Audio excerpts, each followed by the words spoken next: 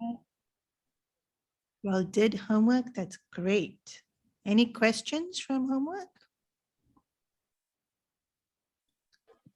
Swamiji, getting too restless even in those 10 minutes. 10 The minutes. thoughts, of course, are coming. Yeah. Restlessness is normal. Mind is a flow of thoughts. It takes a while to discipline it. So just constant effort. There's no escaping the restlessness of the mind. Okay. Anyways, we'll keep going on chapter 6, and so we'll be able to see. So just a quick recap, these few verses of chapter 6 is literally how to set up for meditation. So it spoke about the seat, it spoke about our posture, and then in verse number 13 is where it went more within. No, yeah, so focusing here on the third eye. And I think I mentioned this when we did this in chapter 5. Either we focus here, which is our heart center, or we focus here, which is our third eye.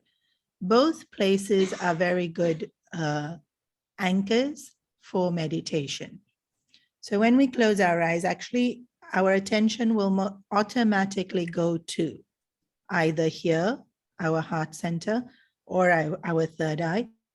And sometimes it might go naturally to one or the other, but most of us, it will go to the same spot every time. Close eyes and you'll notice even now. Close your eyes and where does your attention go? So when it's focused here on our heart center, then the scriptures also say that in the Western world, heart is got to do with all emotions. But in the East, when we talk about heart, it's the seat of nobility. It's where all our virtues are, right? And it's the place where we connect to the Lord. So heartbroken and all those terms in English, you don't hear those words in Hindi because the heart doesn't get used in that way in Hindi and in Sanskrit and Hindi and regional languages, right? It can't break. Something that's your connection to God can't break. You can't get heartbroken, or even your heart is heavy. We won't say that in Hindi, right? In Hindi, we'll say that the mind is restless, or we'll say that, today is it's the rajasic, with the terms we use is different. So the reason that when we meditate, if our attention goes here, it's comfortable, is because that's where purity is, goodness is, honesty is, courage is, dispassion, and those are all the virtues that we need to be able to stay in meditation. And it's also where we feel devotion, which is so incredibly important, because without devotion, our mind doesn't stay on the Lord. The reason the mind is restless is because we don't love God enough. We're more interested in breakfast.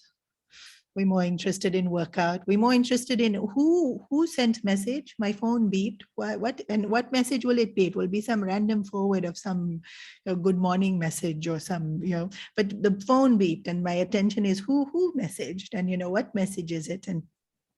Or the thoughts will go, especially if something is happening in our life, then the thoughts will definitely go to the to-do list very often, right? But when I love something, my attention won't go away. So it doesn't happen often, but when we fall in love, that intoxicated phase of love, when that person's talking, nobody else matters. We're listening only to them with such single pointedness. Why? So much love we're feeling for them that only what they're saying matters, even though they're just telling you they have to go bathroom, you're listening so attentively to them. They're not even telling you anything important, right? But the attention is there because love is there. So where will our mind go? Few places. First place our mind goes is, come on, y'all know this, the phone. Desire. Wherever our desire is, and today a lot of our desire is on the phone because people will attach to us through the phone. Instagram is, all our vasanas are on the phone only, right? But desire, mine will go to desire. Where else will mine go? Objects. Objects that we desire. objects. Love, love. Mind will go to wherever we love. So if we love music, mind will go there. We love a person, mind will go there. We love our work, mind will go there.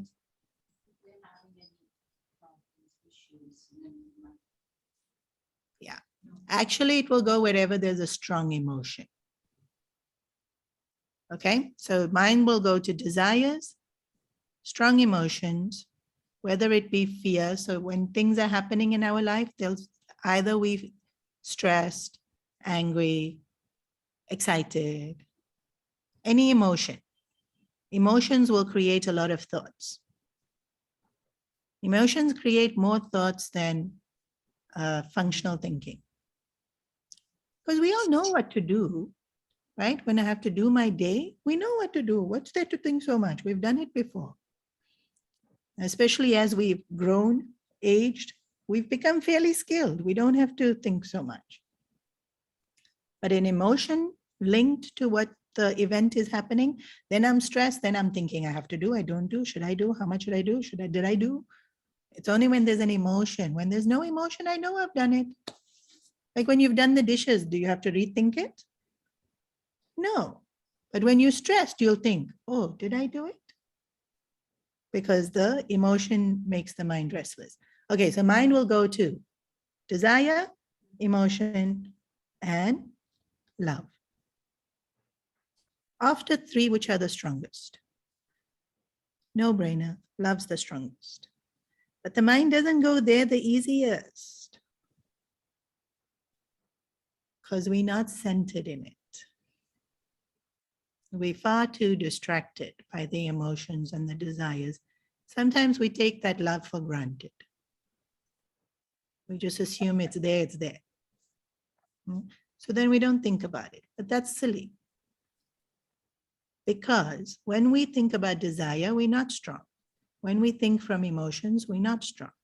When we think from love, we're very strong.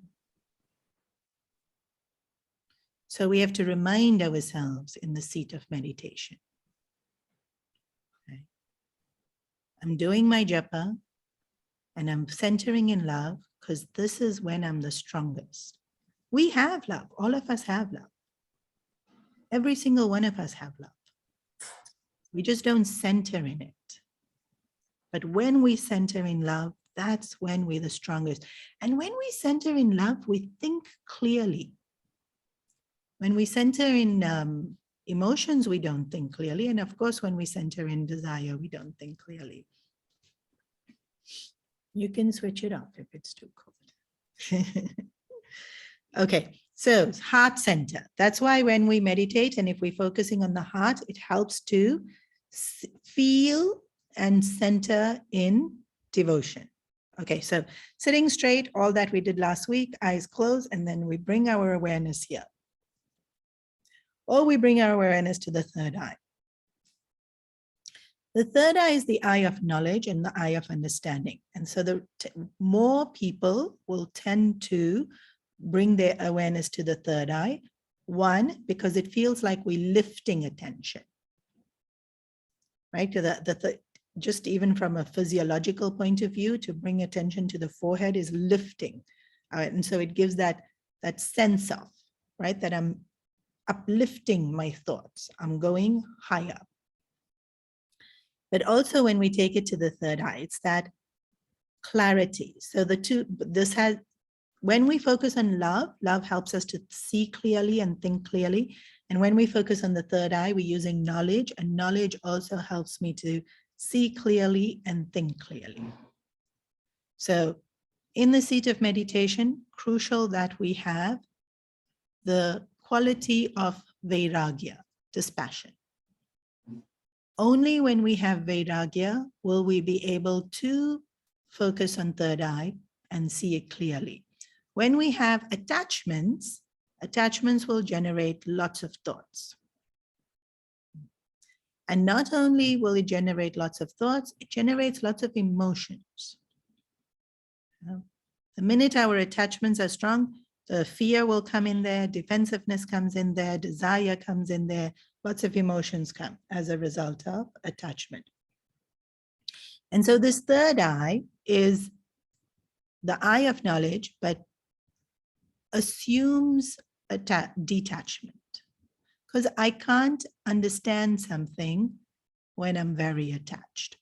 Even with myself, I'm not able to understand myself when I'm very attached to I'm one way or I want a certain thing. Like sometimes we will say, no, I'm organized. I'm organized. I'm telling you, this is me. This is the thing about me. I'm an organized person. But actually, I'm being very disorganized.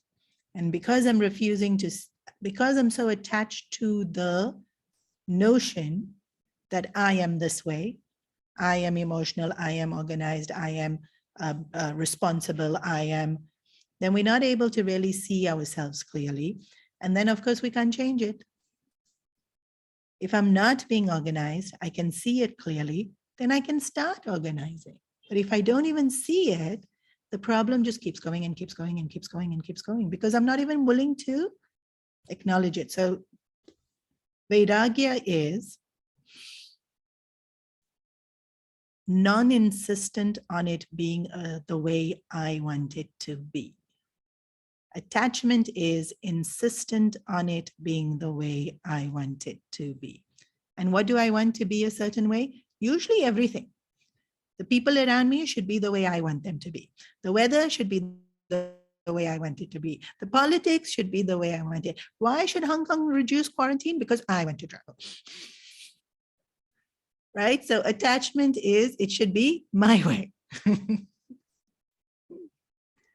And even though I can't necessarily have it my way, because with politics I can't, even with other people I can't, so often with weather I can't, I still feel it should be my way, even though I can't have it my way.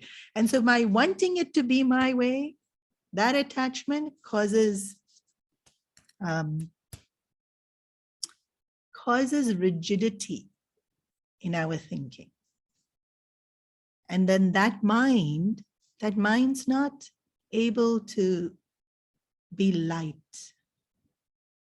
Right? In meditation, when we're able to let go, we're able to be light. But when it's like, no, it has to be my way, there's that, I don't know how to really say it, but a heaviness creeps into the mind that weighs it down, that it doesn't allow it to go. The Gurudev used to give this example that in meditation, it's like a rocket taking off. And if you've seen those launch of rockets, then, it's this humongous rocket, and then some things fall, and then another thing falls, and then another thing falls, and then actually only a small bit goes out into outer space. And so same with us, we sit in meditation, then body has to fall. Actually, body doesn't fall, but our attachment and awareness and connection has to fall. And then attachments have to fall. So once I think this was one of those really embarrassing moments of NASA where they had planned, the whole world is watching and the rocket was going to take off, and they did the whole countdown, 10 and then 3, 2, 1, and then the rocket didn't take off. And so which technical glitch was this that the rocket didn't take off? And it wasn't any technical glitch. They didn't untie the hooks to the ground. You won't take off, right? Can't take off if you hook to the ground. That's what attachment does to us. Attachment hooks us to the ground. So how can we take off in meditation? So third eye is clarity, which comes from Vairagya. And it's actually already there. Just like love in our heart is already there, clarity is already there within us, but attachment's clouded. So when we focus on the third eye, it's to focus on that clarity that's already there. So we saw posture, we saw focus on either, well, Gita says focus on the third eye, but you can focus on either the heart center or the third eye. And then we started verse number 14, but we didn't go into it too much. Prasannatma vigata bihir. So fearlessness and serenity. Prasannatma, prasann. I think in Hindi also we use the word, no? Prasanna? What does it mean in Hindi? Happiness. Happy. Yeah. satisfaction. So a good translation would be contentment. So, like you're full. There's no wanting. Like when we're ready to sleep, right? Like done, everything's done. Now I'm ready. Of course, in meditation, don't go to sleep. But that mood of mind where there's nothing else that needs to get done for today. Everything's properly where it should be. And even if it's not, that's fine. Yeah. That the idea of prasannatma is that the mind there is a sense of happiness, but there's a sense of stillness in prasannatma. So we sit, close eyes, focus, and then create this mood in the mind. Now, how to create this mood in the mind? How to create the mood of prasanna in the mind? And that's why when we did the meditation last week, the first thing we do is think of God. Because the moment we think of God, our Ishta Devata, the form that's dearest to me, there's a sense of, I'm happy. Yeah. And there'll also be, quite automatically and naturally, a sense of gratitude. Because the Lord fills our life with so much.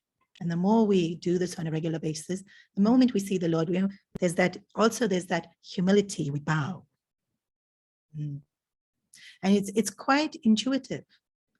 It's really, really quite intuitive. Of course, parents socialize us and teach us to bow initially, but you'll see even Westerners who aren't in our tradition, and then they come to a temple and then they'll, it's quite intuitive that we bow in front of the Lord. So we think of the Lord so that there's that sense of humility and there's that sense of wonder and reverence, which automatically brings the mood of prasannatma, and then also love and gratitude. So two qualities, prasannatma, vigata bahir, is fearlessness. So this is an important quality to have in the mind when sitting for meditation. Fearlessness is a little bit PhD level. So at our level, courage. You've been listening for a while, but people tend not to think of courage as a spiritual quality. When we think of spiritual qualities, we think compassion, kindness, patience. But actually, the two most important spiritual qualities are awareness and courage. Cheerfulness is also up there.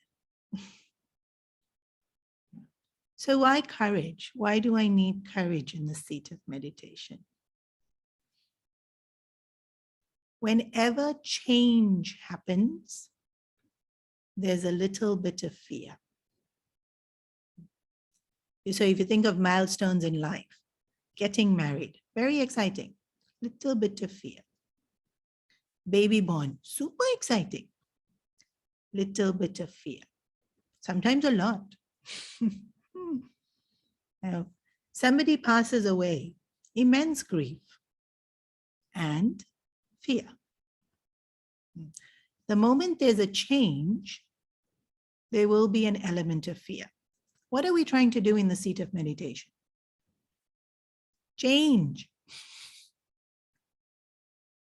We want to go from thinking I am this limited jiva to understanding I am Paramatma. It's a huge change. It's not a small change. I'm not moving from Modi Road to Hungham. No, this is very big change. I'm going from Jivatma to Paramatma. And so the quality of courage needs to be there. But before I get to Paramatma, there has to be other changes. The ability to see clearly and have dispassion takes courage. To let go of desire takes courage. right? To endure difficulties and challenges takes courage. To be able to stay disciplined in my regular practices take courage. And so first quality, I invoke the Lord to develop a peacefulness within my being. And that the reason we invoke the Lord also is because the Lord is the source of all our strength. Like however strong we are, it's because the deeper our anchor in the Lord, the stronger we are. It's just like the tree growing, the deeper the roots of the tree go into the earth, the stronger that tree is, and the taller that tree will grow. Yeah. And so for us too, we growing our roots in divinity, and then that gives us our strength, that gives us our nourishment, that gives us our inspiration. And so we sit, think of the Lord. First thing we do is we think of the Lord. And because we've been culturalized in our Vedic tradition, most of us will automatically do this. We will light lamp, have an altar. Altar will already have a picture of the Lord. So even before we close the eyes, we've seen the Lord. Lord or Guru, right? Representative of divinity. And so we thinking of the Supreme. Then Brahmachari Varta Stitaha, to have self-control. In the seat of meditation, first self-control is close eyes.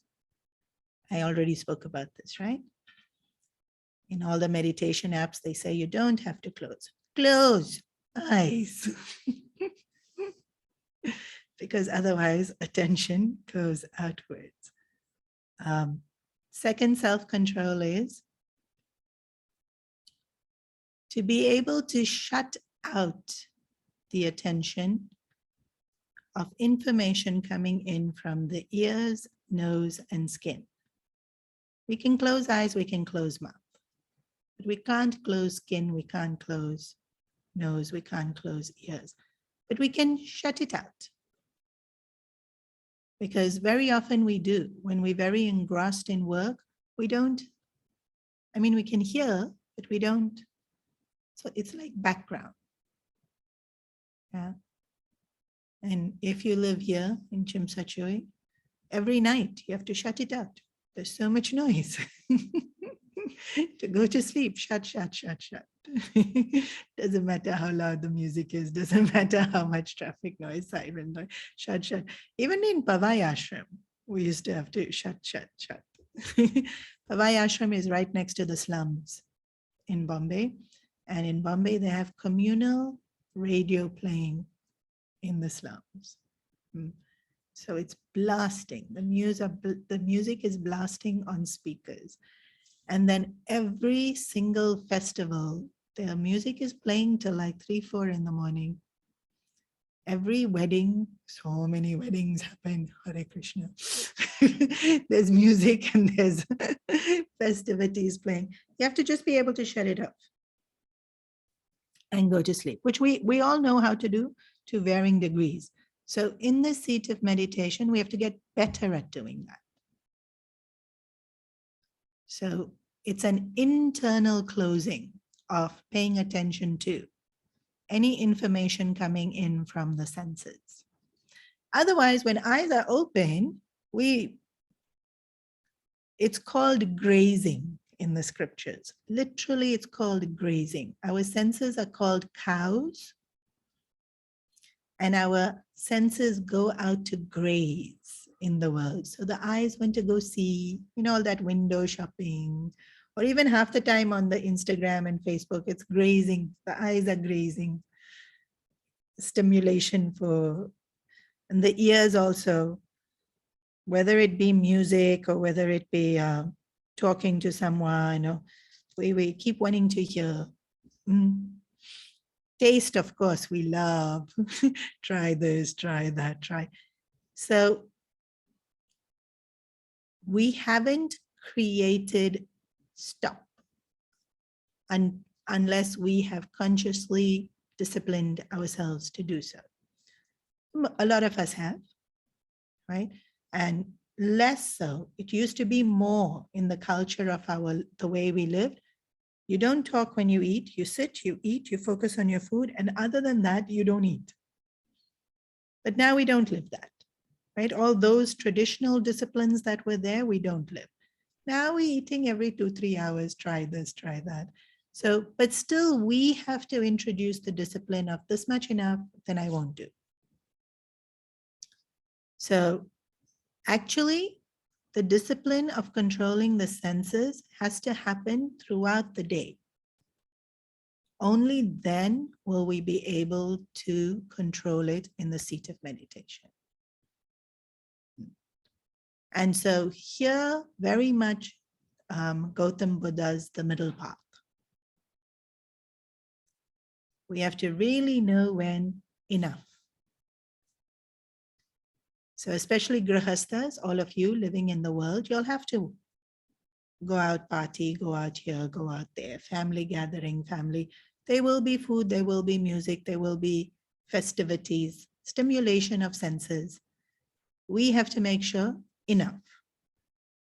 And if I've overdone, then balance it out. People do this with food quite easily, but more importantly in today's world, we have to do it with watch too much Netflix, now don't watch. 3 weeks, don't watch. And so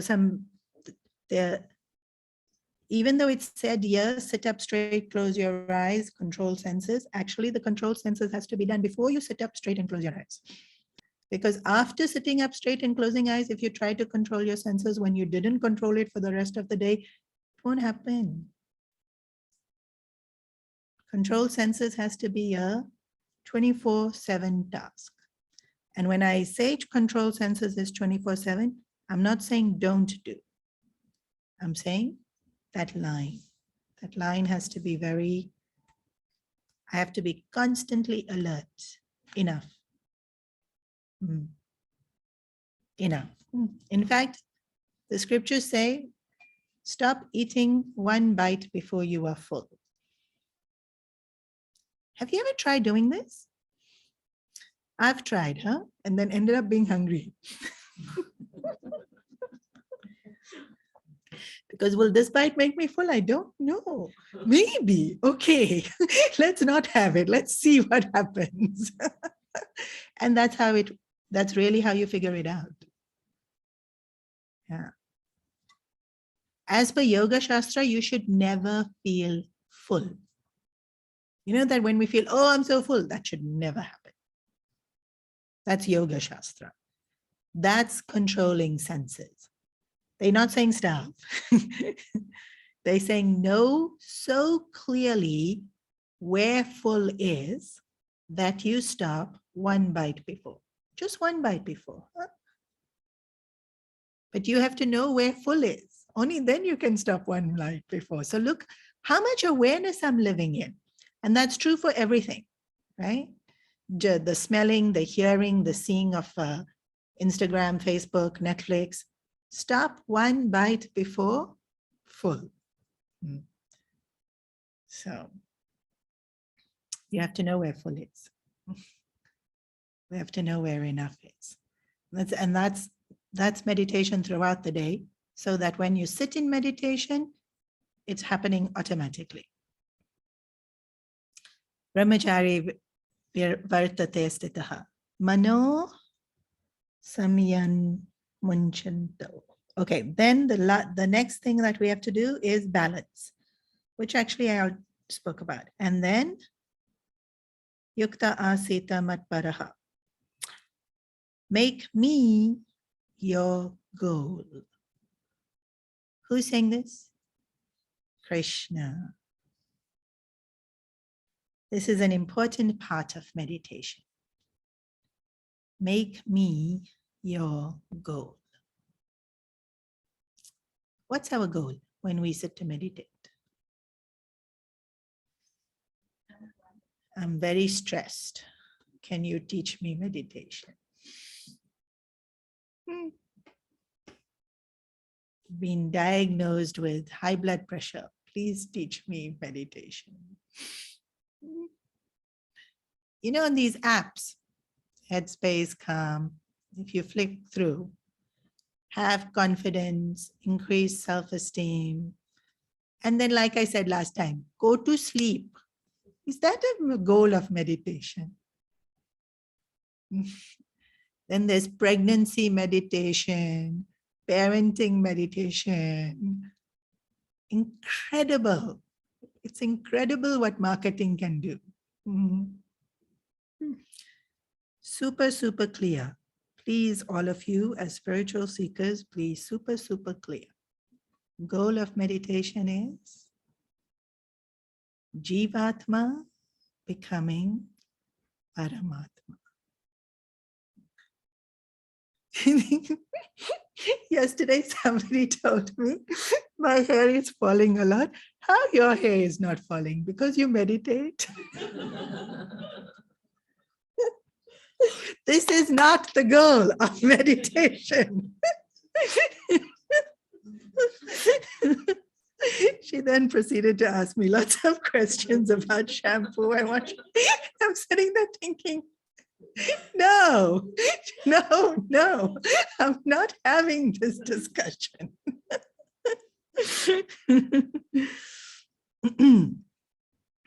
By all means, if you're getting bald, you can want more hair, but then meditation is not where you go. We try to use spiritual solutions for worldly problems. Worldly problems will have worldly solutions. And the worldly solution will work, and there'll be another problem. 2 seconds later, actually, even before that problem gets solved, the next problem will be there. Because that's what the world is, right? Spiritual solutions is to get out of the world.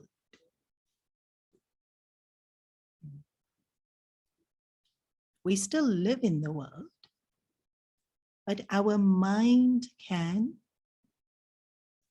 lift above it. We come to see that it's not so important. We come to see that everything's fine as it is. And whatever we can do to change things, to make it better, change. So keep me as your goal. When we keep Krishna as the goal, the aim is to be more like Krishna. Not to possess Krishna, to be more like Krishna. So in fact, I think the church came up with that very cool marketing promo about a decade ago, right? What would Jesus do? Became a whole campaign. Really nice. Because spiritual journey is about being more like Jesus, being more like Krishna. So that's why we did the meditation last week. And that's why in the first step of the meditation, what we did was invoke our Ishta Devata. Now in the Gita, it's Krishna, but whoever's our Ishta Devata. If Ganesh is our Ishta Devata, Devi is our Ishta Devata, that's the one we invoke. Because remember, all of them are the same. Yunjo eva sadatmanam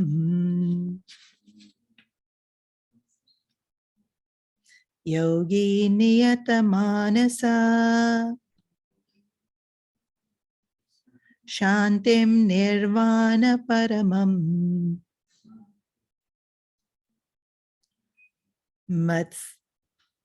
matsamstam adhigachyati.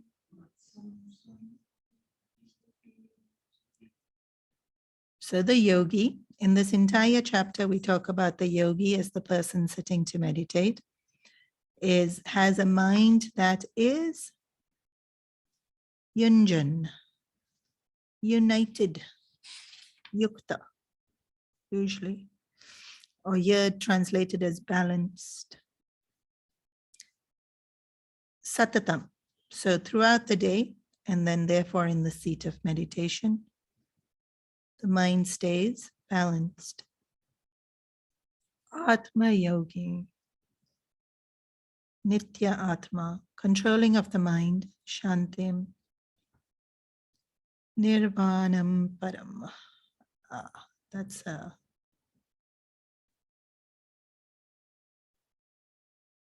so the word nirvana, popularized by Buddhism, is this the idea in the seat of meditation is the next instruction given in this verse is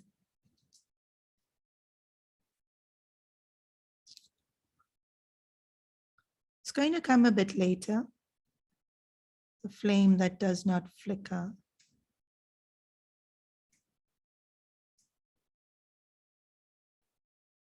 Absence of pain. So vana means arrow. Nirvana means not to have this movement of the mind. Basically, nirvana means a still mind, a mind that is still. And control is emphasized again.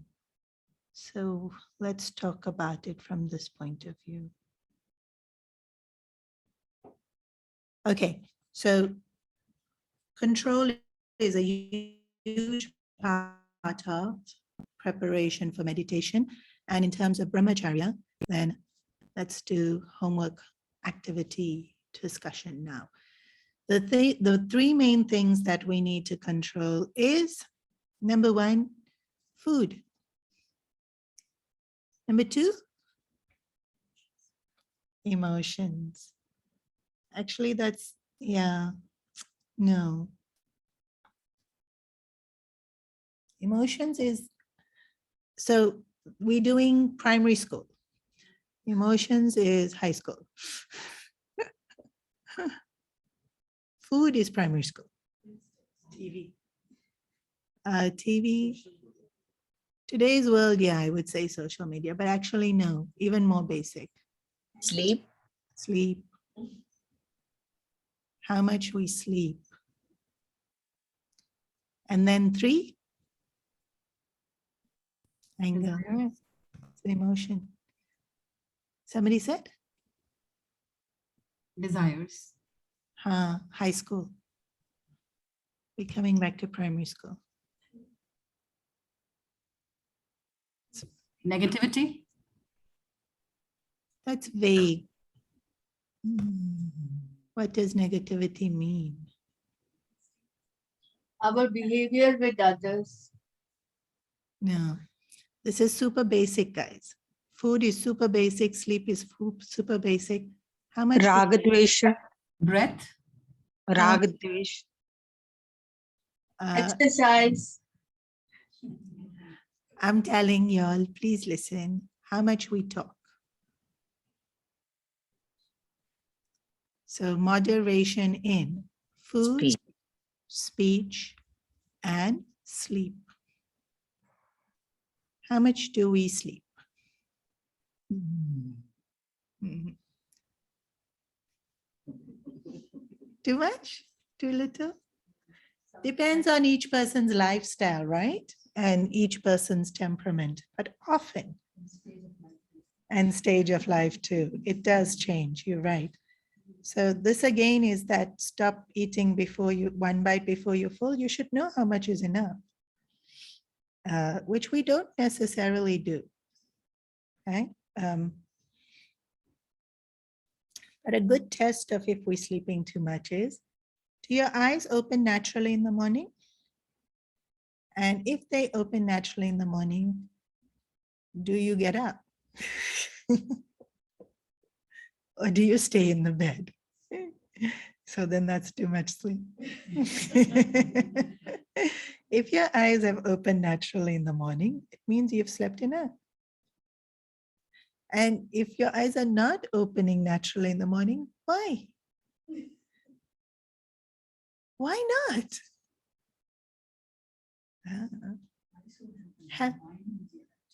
Oh, you're too funny. You means you are awake, but you won't open your eyes. You're scared to open your eyes.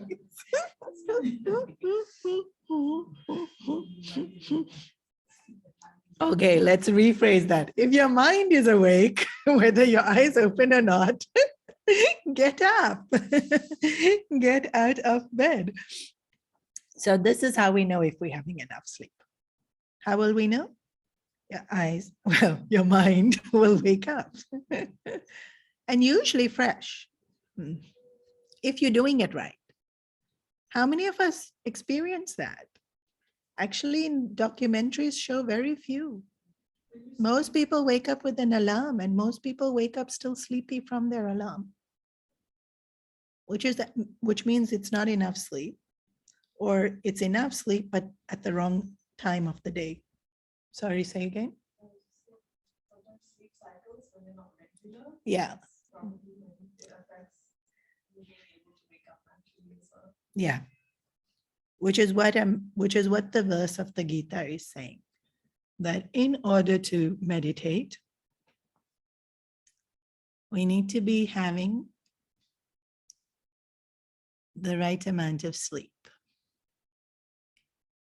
As someone who has been sincerely trying to live this, cannot underestimate how important this is.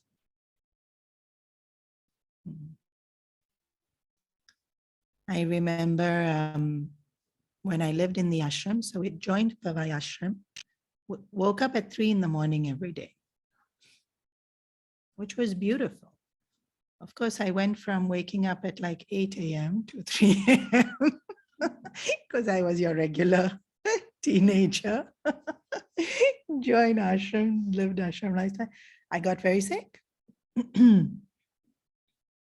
I mean, there were many reasons in Pavai ashram, but that was definitely one of them.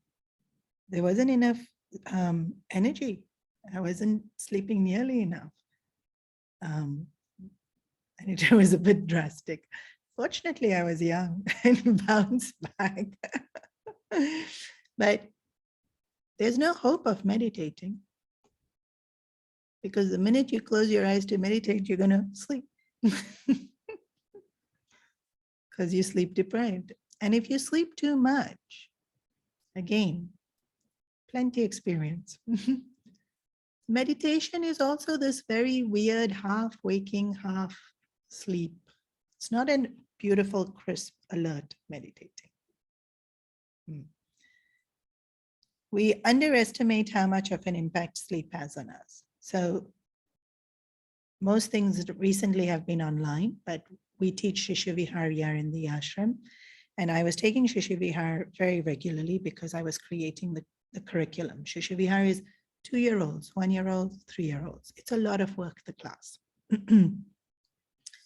And so I found that after the Shishivihar class, I had to nap. It's a lot of work. Shishivihar is a lot of work. And then one day, I don't know what was happening, I napped before the class. The class went amazing because I was well rested.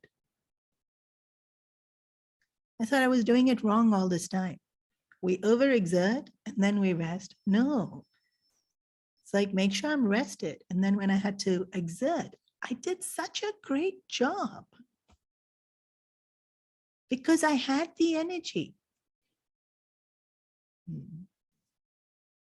I was so much more patient. I was so much more enthusiastic in the class. Now, fortunately, I am extremely blessed. People tend to like me and nobody will ever say the class wasn't bad. But I myself know. So what I'm trying to say is, even for work, when we've had what is healthy sleep, we will work better. And then in terms of relationships, we'll be nicer to each other because we're not cranky from being tired. Look what we've done to ourselves. We don't have healthy sleeps. We all tired. Then we all cranky with each other creating more stress in our lives, in our work, in our relationships. We totally underestimate the importance of basics. So, balance in sleep. This week's homework. Then food. Food, there's hazard diets and advice and everything given. But the homework for this week is 1 bite before full. I'm not even telling you what to eat, when to eat. I'm just saying this one thing. 1 bite before you're full. Every meal. Stop. And then speech. Food and sleep is easy to measure.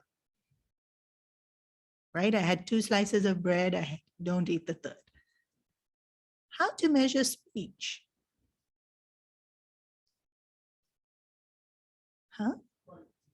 Quality. It's a tricky one. In fact, the scriptures have said, if you master the tapas of speech, that's enough tapas. You don't have to do any other tapas. Eat as much as you want, sleep as much as you want. You master speech, you're good. Because speech is the hardest. So in terms of homework for today, we're doing all 3, okay? Sleep, food, and speech. In terms of speech,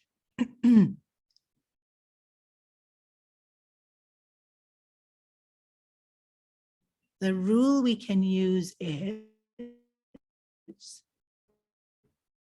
little bit harder, but the guidance given to us by the scriptures is. Very good. Say it only if it's true. Satyam vada. Then second one is priyam vada. Say it only if it's loving, kind, nice, affectionate. So if it's something that's not true, like a little bit gossipy, no need to say it. If it's something that is true, this person really did do this, but it's not kind, it's not affectionate, it's not loving, no need to say it. Hitam vada. If it brings about good. So, sometimes the cleaners sweeping up the stairs or outside here, I happen to be at the door. I'll say, Josan, how you? Hitam vada. It shows kindness, it shows connect, it shows consideration. Satsang, of course. Hitam vada. It brings about goodness. And then this is a beautiful one, and it's one that I have had to practice and learn and cultivate. I don't know the Sanskrit. Humor. Oh, I do know. We know that. Say what brings joy. Humor. So in terms of tapas of speech, it's way harder than don't sleep too much. Because it's, please note them down. Satyam vada, priyam vada, hitam vada, and then the bonus, what if you want to speak extra, it should be humorous, intelligent, fun. It should be bringing joy to people. Satyam is speak the truth. Only if it's truthful, speak it. If it's untruthful, don't speak it. Priyam is affectionate, loving. Priya means love, affection, kindness, encouraging, supportive. Hitam, welfare. It's good, right? So sometimes somebody might not want to hear it, but it's good. Yeah. Maybe in 3 years, they'll thank you for saying it. So say it. Say it nicely as possible with Priyam.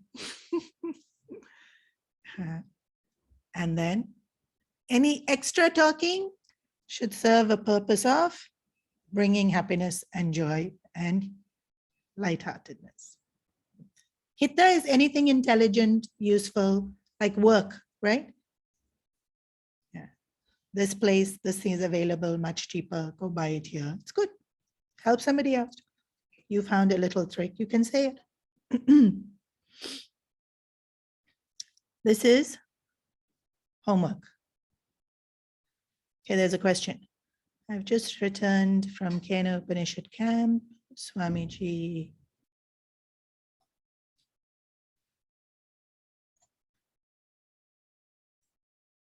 Oh.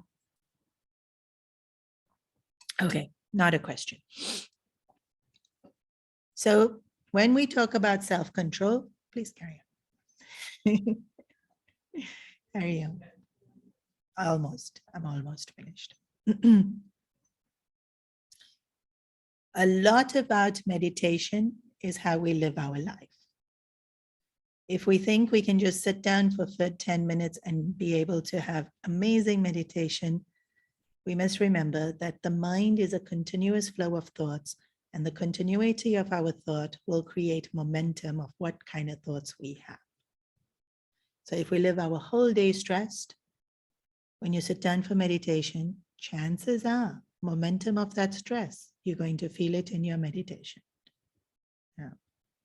We live our whole day indulgent. Chances are when we sit down for meditation, we're going to be looking for indulgences or daydreaming about indulgences. It's just momentum. Literally, it's momentum. And so to meditate, we have to live our whole day creating momentum of balance. Knowing when to stop.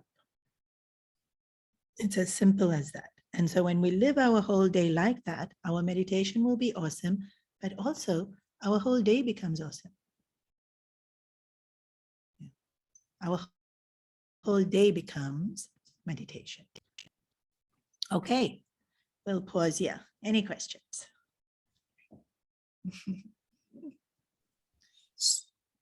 Somniji, outer speech is easily controllable. How about inner speech, which going on all the time? Yeah. Outer speech we can control easier than the inner speech. And so there's an interesting relationship between inside out and outside in. When we start controlling outside, then slowly it helps us to control inside. Because sometimes we think it just so that we can say it. And then when we're not saying it, after a while, the mind thinks, why to even think it? So it's not a full-fledged solution, but controlling outside does help control inside. And then our inner voice, we need the knowledge that we learn in the scriptures to help us to change the way we talk to ourselves. Yeah. But yeah, we start with primary school, then we'll work up to high school. Yes. Thank The pregnancy meditation and the get better meditation. Yeah, it's fine. If it gets your foot through the door, it's very good. But you guys are not, I don't need to do marketing for you guys. So I will tell you all honestly that this is all time past. Feel good. Might as well go for spa treatment.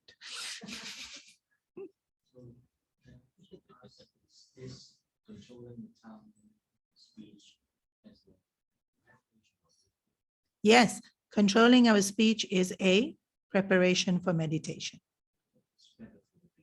Yes, better to do that as a beginner than to listen to. No, listen to the apps. They're nice. Something is better than nothing, and always our intention to improve has its own effects. I've said previously also, the apps are good. I've listened to Headspace, I've listened to Calm, and I've listened to Breathe. All three are good.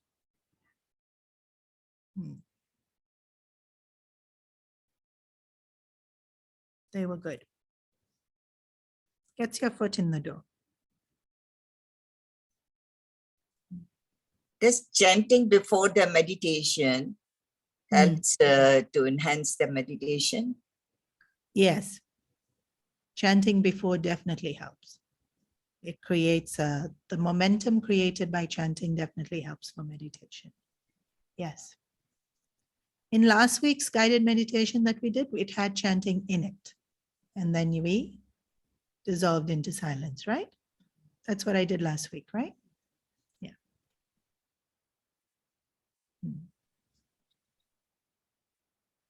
Okay.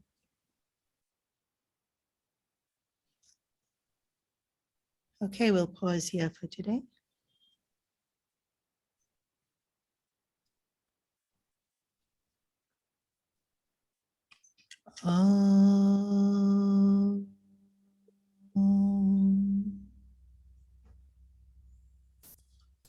Sarve bhavantu sakhinah, sarve santu niramaya, sarve bhadrani pashyantu, ma kaschit dukhabhag bhavet, asato ma satgamaya, tamaso ma jyotirgamaya, mrityorma amritam gamaya. Om Purnamada Purnamidam Purnat Purnamudachyate Purnasya Purnamadaya Purnameva Vashishyate. Om Shanti Shanti Shanti. Harihi Om Shri Gurubhyo Namaha. Harihi Om.